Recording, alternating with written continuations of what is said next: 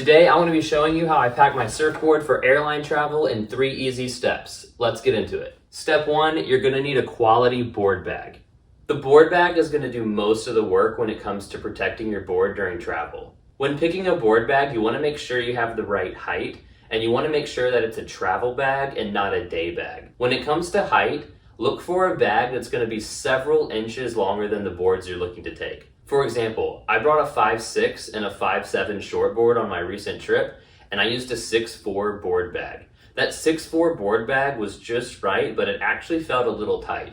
It's better to have a board bag that's a little bit too big than too small. And if it's a little bit big, you can always add some extra towels or throw some shirts in there, which is just going to give the board more padding and more protection. Personally, I chose this travel bag by Dakine. I chose this one because you can access the boards and pack them from the side rather than sliding them in from the bottom, and it just made packing a little bit easier. Number 2, prepping your boards. This part is also really important because your bag is going to do most of the work, but it's not going to do all the work. And while the airlines may reimburse you for any damages, the last thing you want is to show up to your destination with a damaged board. If it's not already assumed, make sure you take the fins out of your board.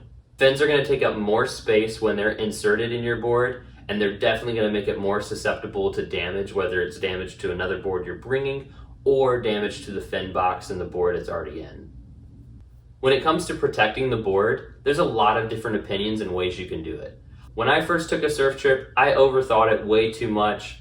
I made sure it was all packed up. It basically looked like a new board coming out of the box. And while my boards were certainly protected, I didn't need to pad them as much as I did. Here are a few things that I do that don't take a lot of time, and they're gonna add more protection to your board. So for this board, I got the insulation noodles that you can pick up at Home Depot or Lowe's. They're really cheap. It adds a great layer of protection to your rails.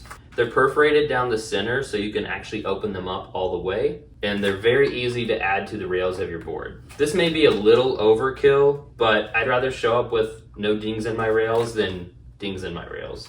It's pretty easy to apply to the board.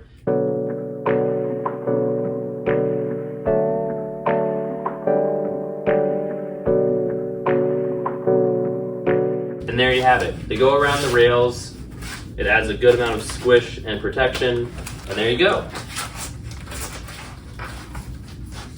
Another thing I've done if you don't have access to the foam noodles that go around your rails is simply just wrap your board in a towel. I do take either a t-shirt or something and I wrap it around the nose, that way the nose is protected.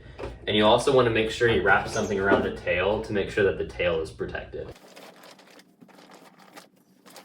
Once the boards are in the bag, I usually throw in an extra towel around the tail, an extra towel around the nose. I usually put some board shorts around the rails just to give it some extra protection and padding. Then zip it up. And you're ready to go. If this video helped you at all, it would mean a lot if you gave it a like and subscribe. We're new to YouTube and we're new to making videos, and every little bit of support that we get helps a lot.